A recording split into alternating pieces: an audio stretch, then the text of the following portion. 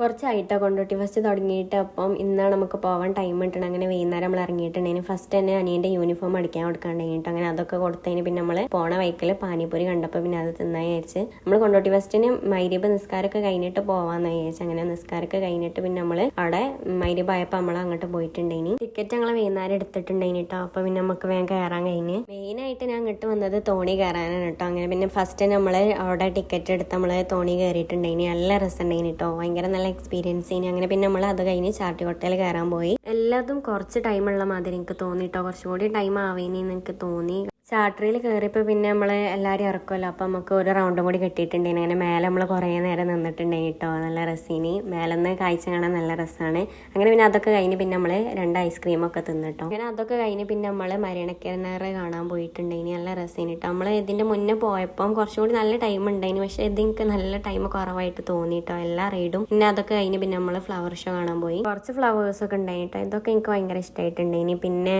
കുറേ എന്തൊക്കെ ഉണ്ടാക്കിയതൊക്കെ ഉണ്ട്. പക്ഷെ അതൊന്നും റിയൽ ഫ്ലവർ അല്ല, ഒക്കെ പ്ലാസ്റ്റിക് ആണ് കേട്ടോ. ഞാൻ റിയൽ ആയിരിച്ചിരിക്കുന്നു, പക്ഷെ ഒക്കെ പ്ലാസ്റ്റിക് ആണ്. പാട്ട് കാര്യങ്ങളൊക്കെ ഉണ്ടായിട്ടോ അവിടെ. പക്ഷെ നമ്മൾ അതിനെ നിന്നില്ല. പിന്നെ ദാഹിച്ചപ്പോൾ നമ്മൾ കരിമ്പ് ജ്യൂസ് കുടിച്ചിട്ടുണ്ടെങ്കിൽ നല്ല രസം ഉണ്ടായിട്ടോ. പിന്നെ അതൊക്കെ കഴിഞ്ഞ് പിന്നെ നമ്മൾ അവിടുന്ന് പോന്നു.